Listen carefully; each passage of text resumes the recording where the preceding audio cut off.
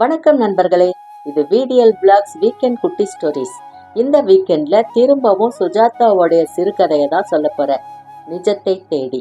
இந்த கதை நிறைய பேரோட லைஃப்ல கனெக்ட் ஆயிருக்கும். எனக்கும் கனெக்ட் ஆயிருக்கு. வாங்க கதைக்குள்ள போயிடலாம். நிஜத்தை தேடி. கல்யாணமாயி 9 வருஷத்துக்கு பின்னால ஒரு ஞாயிற்றுக்கிழமை காலை 11 மணி. கிருஷ்ணமூர்த்தியும் சித்ராவும் ஹால்ல எதிரெதிர உட்கார்ந்துருக்காங்க. பழக்கப்பட்ட மௌனம். கிருஷ்ணமூர்த்தி நியூஸ் பேப்பர் படிச்சுட்டு இருக்க, சித்ரா குக்கர் விசில் சத்தம் வர காத்துட்டு இருக்கிற நேரத்துல தொடர்கதை படிச்சுட்டு இருந்தா. மர கேட்ட திறக்கிற சத்தம் கேக்குது. ஜன்னல் வழியா எட்டி பார்த்தான். சுமார் 30 வயசு இருக்கக்கூடிய ஒருத்தன் கையில தட்டோட கால்ல செருப்பு இல்லாம தோட்டத்துல நடந்து வந்தான். யாரு அப்படின்னு கேட்டான் கிருஷ்ணமூர்த்தி. அவன் கிருஷ்ணமூர்த்தி கிட்ட தன் சோக கதைய கேப்சியூல் வடிவத்துல சொல்றான்.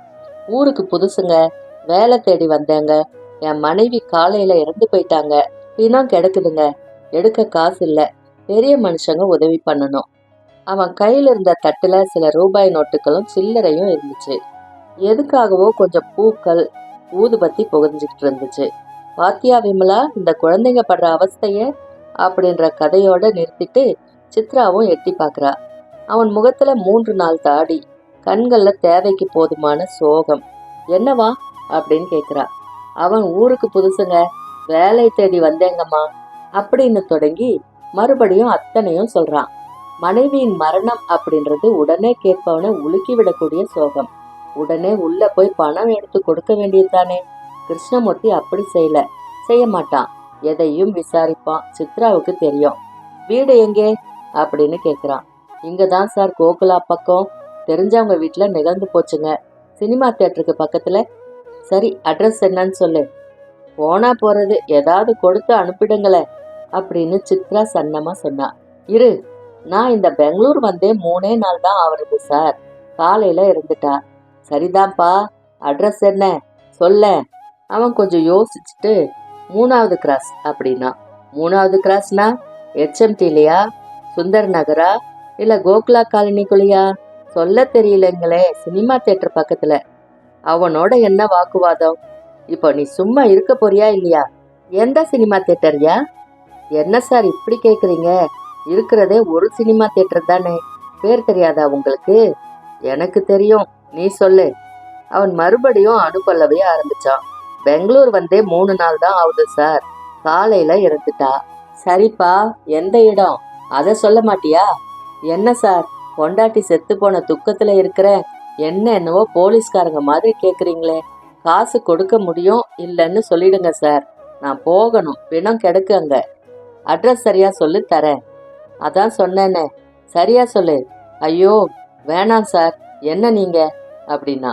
சித்ரா எதிர்பார்த்தா, என்ன ஒரு மனிதாபிமானம் இல்லாத ஆசாமியா நீயே அப்படின்னு அவன் திட்ட ஆரம்பிப்பான் அப்படின்னு மிகவும் எதிர்பார்த்தா. அவன் அப்படி செய்யாம திடுதிப்புன்னு அழ ஆரம்பிச்சுட்டான். தட்டை கை மாத்திக்கிட்டு மௌனமா அழுதான். வரேன் சார் அப்படின்னு திரும்பி நடக்கிறான். போகும்போது வாசல் கேட்ட தாளிட்டுட்டு போனான். கிருஷ்ணமூர்த்தி இந்த செயலை எதிர்பார்க்கல. போயிட்டான் அப்படின்னா. கூப்பிடுங்க அவனை அப்படின்னா சித்ரா. எதுக்கு? எல்லாம் பாசாங்க தெரியும்ல, ப்ளீஸ் அவனை கூப்பிடுங்க, கூப்பிட்டு ஏதாவது கொடுத்து அனுப்பிடுங்க. கிருஷ்ணமூர்த்தி சிரிச்சு வெளியே பார்த்தான். சற்று தூரத்துல அவன் தெரிஞ்சான். இன்னும் அழுது கொண்டு சட்டையால முகத்தை தொடச்சுக்கிட்டே போய் மறைஞ்சிட்டான். அவன் சொல்றது உண்மையா இருந்தா பளிச்சுன்னு அட்ரஸ் சொல்லியிருப்பானா இல்லையா? ஏன் தயங்கணும்? அட்ரஸ் சரியா சொல்லியிருந்தா நான் கொடுத்திருக்க மாட்டேனா அப்படின்னா. அவன் தான் ஊருக்கு புதுசுங்கிறானே, சரியா அட்ரஸ் சொல்ல தெரியலையோ என்னவோ. சேச்சே, உனக்கு தெரியாது சித்ரா, இது பெரிய ராக்கெட். அவனை பார்த்தா மனைவி செத்து போனவன் மாதிரியா இருந்தது. திருன்னு முழிச்சானே, எனக்கு என்னவோ அப்படி படலை. எதுக்கு அழுதான்? அதுவும் அவனுடைய நாடகத்தோட ஒரு பகுதி. ஏதாவது கொடுத்திருக்கலாம், பாவம். மறுபடியும் அசட்டுத்தனமா பேசுறியே. வெளி உலகத்துல எத்தனை பொய் இருக்கு தெரியுமா? எவ்வளவு ஏமாத்து வேலைகள். வீட்டுக்குள்ளேயே இருக்கிறவ நீ, எத்தனை பொய் ஏமாத்து வேலை நடக்குது தெரியுமா? எனக்கு அவன் மூஞ்சிய பார்த்தா பொய் சொல்றவன் மாதிரி தெரியல. உனக்கு அந்த அறிவு போதாது. சரி, போதாதுன்னு தான் வச்சுக்கலாம், அவன் பொய் சொல்றான்னே வச்சுக்கலாம். 1 ரூபாய் 2 ரூபாய் கொடுத்துட்டா என்ன தேஞ்சா போயிடுவோம்? எவ்வளவு செலவழிக்கிறோம் கண்ணா பின்னான்னு, அது வேற விஷயம். வீடு தேடி வந்து ஆளுங்களை முட்டாளாக்குறவனுக்கு நாம ஹெல்ப் பண்ணணுமா? அப்படின்றது தான் பிரச்சனை. இப்போ அவன் நேர வந்து, சார் நான் ஒரு ஏழை, அடுத்த வேலை சோத்துக்கு காசு இல்லைன்னு யோக்கியமா வந்து கேட்டிருந்தா 2 ரூபாய் என்ன 5 ரூபாய் கூட கொடுத்துருப்பேன். அதை விட்டுட்டு அநியாயத்துக்கு பொண்டாட்டி செத்து போனதா கதை விட்டுட்டு சாவுன உடனே கேள்வி கேட்காம தந்துருவாங்கன்னு ஒரு கதையை ஜோடிச்சு என்ன ஒரு பித்தலாட்டம் பாத்தியா? இதை எப்படி நாம என்கரேஜ் பண்ண முடியும் சொல்லு? சித்ராவுக்கு என்னென்னமோ சொல்லணும் போல இருந்தது. அவன் கருத்துல பொய்யே இல்லை அப்படின்னு சொல்லணும் போல இருந்தது. உண்மையாவே அவனுக்கு இருந்த வேகத்துல புதுசா சரணடைஞ்ச வீட்டோட விலாசம் சொல்றதுல குழப்பம் இருந்திருக்கலாம் அப்படின்னு. நீங்க செஞ்சது எனக்கு கட்டோட பிடிக்கல அப்படின்னு சொன்னா வாக்குவாதம் வரும், சண்டை வரும், எக்கேடும் கெட்டுப்போ அப்படின்னு சாப்பிடாம வெளியே போயிடுவார். குக்கர் விசில் சத்தம் கேக்குது. சித்ரா உள்ளே போனா. கிருஷ்ணமூர்த்தி செய்தித்தாள்ல ஆழ்ந்தாரு. நியூஸ் பேப்பர்ல அவனோட கவனம் நிலைக்கல. தான் செஞ்சது சரிதான் அப்படின்னு அழுத்தமா ஏன் இவளுக்கு புரியல? சுழிச்சுக்கிட்டு உள்ள போனதுலயே ஏமாற்றத்தை காட்டுறாளே. அவளுக்கு என்ன தெரியும்? இங்கிருந்து பேசுறான். இப்படித்தான் ஒரு தடவை திருப்பதிக்கு போறேன்னு ஒரு அம்மா மஞ்ச புடவையோட வந்து 5 ரூபாய் வாங்கிட்டு போனாலே. என்ன ஆச்சு? தியேட்டர்ல பார்க்கல நாம? ஆமா. அப்புறம் அநாத பள்ளிக்கூடம் நடத்துறோம்னு நோட்டீஸ் ரசீதெல்லாம் அடிச்சுட்டு ஒருத்தன் வந்தானே, என்னாச்சு? என்னாச்சு அப்படின்னா உள்ள இருந்து, அந்த மாதிரி தெரு பேரே இந்த ஊர்ல இல்லைன்னு கண்டுபிடிச்சு காட்டினேனா இல்லையா? ஆமா, ஞாபகம் இருக்கு. அப்படியெல்லாம் சுலபமா ஏமாறக்கூடாது. 10 ரூபாய்க்காக பெத்த தாயையே செத்து போனதா சொல்லிடுவாங்க. இந்த உலகத்துல எத்தனை பொய் இருக்கு தெரியுமா சித்ரா? சித்ரா கிட்ட இருந்து பதில் வரல. சித்ரா பதில் வரல. கிருஷ்ணமூர்த்தி பேப்பரை மடிச்சு வச்சுட்டு சமையலறை பக்கம் போனாரு. சித்ரா அடுப்படியில அழுதுகிட்டு இருந்தா. அதை பார்த்து திடுக்கிட்டாரு. இப்ப எதுக்காக அழற? அவசரமா தொடச்சுக்கிறா கண்ண. எதுக்காக இப்ப அழுகைன்னு கேக்குற அப்படின்னு அதட்டுறாரு. ஒண்ணுமில்ல, பொய் சொல்லாத. நான் அவனை விரட்டினேன்னு தானே? இல்ல இல்ல, விசும்பிக்கிட்டே சொல்றா. எனக்கு என்னவோ அவனை பார்த்தா அவன் பொய் சொல்லலைன்னு தோணுச்சு. அவன் திடீர்னு அப்படி விக்கி விக்கி அழுதத நினைச்சுக்கிட்டேன். யாரோ ஒரு ஜீவன், ஏதோ ஒரு துக்கம். அதுல எனக்கும் கொஞ்சம் கொடுத்துட்டு போயிட்டாப்ல இருந்துச்சு.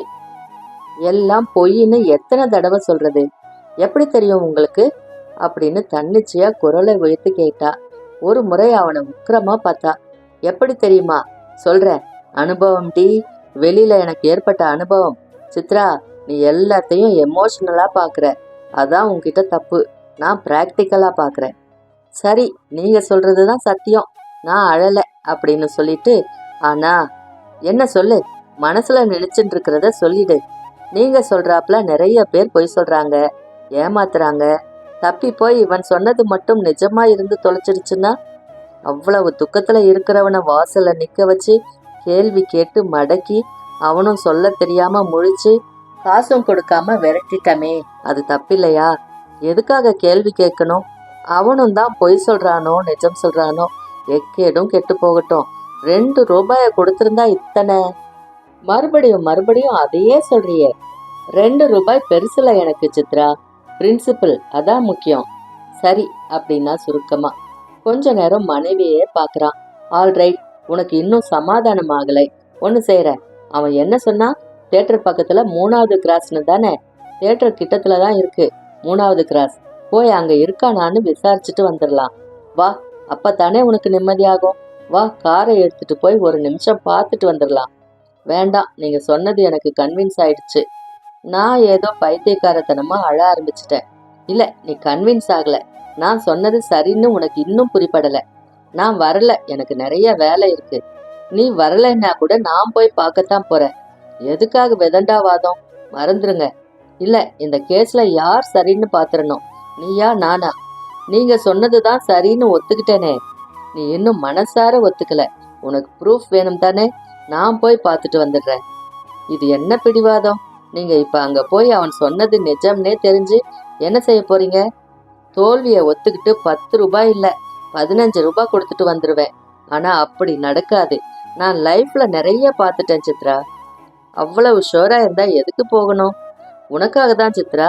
நீ அருவியா அழுத பாரு, இது தப்புன்னு ப்ரூவ் பண்றதுக்கு. எனக்கு இப்ப சிரிப்பு வருது. அப்புறம் சிரிக்க போறது யாருன்னு சொல்ற? கிருஷ்ணமூர்த்தி கார் ஷெட்டை திறந்து பெரிய கேட்டை திறந்து காரை வெளியில எடுத்து சீறி புறப்பட்டான். தியேட்டர் ஒரு மைலுக்கு நிச்சயம் இருக்கும். போய் பார்த்துடணும். 3வது கிராஸ் அப்படின்னு தானே சொன்னா.